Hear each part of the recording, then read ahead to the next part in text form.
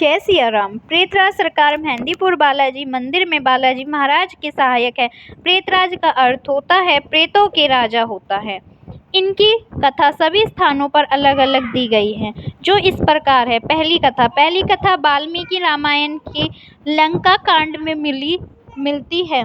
उसके अनुसार जब श्री बालाजी महाराज ने लंका दहन किया तो असुर नरेश रावण के यहाँ एक ऋषि रहते थे। उनका नाम था नीलासुर। श्री बालाजी महाराज को लंका दहन करते हुए ऋषि नीलासुर ने देख लिया और वे समझ गए थे कि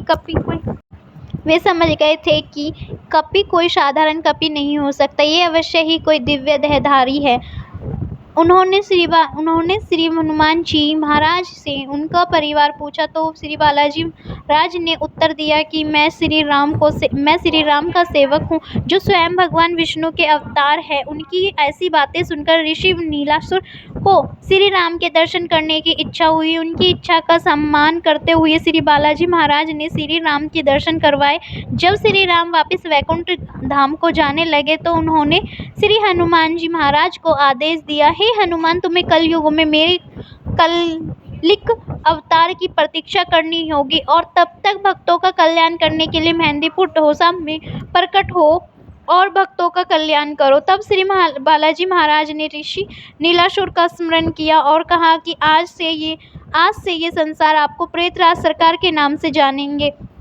मुझसे पहले आपकी पूजा की जाएगी और आप बुरी शक्तियों को दंड देने का अधिकार रखेंगे। आप मेरे दंड नायक के रूप में कार्यरत होंगे। दूसरी कथा के अनुसार प्रेतराज सरकार एक भटकता हुआ प्रेत हुआ करते थे, जो एक पेड़ पर बैठकर लोगों को डराकर आनंद प्राप्त करते थे। एक दिन संयोगवश श्री बालाजी महाराज उस वृक्ष के नीचे विश्राम करने लगे। प्रेत ने उन्हें भी भयभीत करने का प्रयास किया, लेकिन बालाजी महाराज ने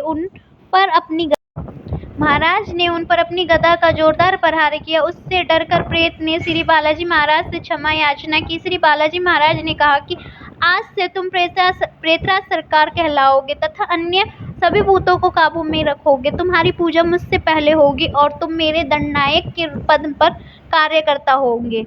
तीसरी और संपादित प्रचलित कथा है, जो इस प्रकार है। ऐसा कहा जाता है कि प्रेतराज सरकार अपने जीवन काल में जयपुर के राजा हुआ करते थे, जो भूत प्रेत जिन, डायन, चुड़ैल आदि बुरी शक्तियों को पकड़कर अपना गुलाम बनाने की कला जानते थे। इसी कारण उन्हें प्रेतों का राजा भी प्रेतराज कहा जाता है।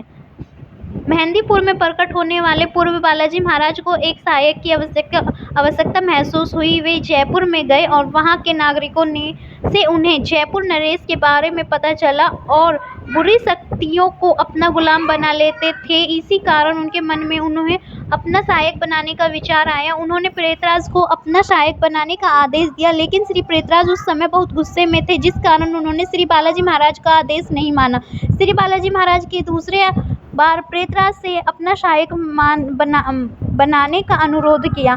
इस पर प्रेतराज बोले, चूंकि मैं एक राजा हूँ, मेरी पूजा आपसे पहले होनी चाहिए, साथ ही मेरी कचहरी में मेरा ही हुक्म चले। श्री बालाजी महाराज ने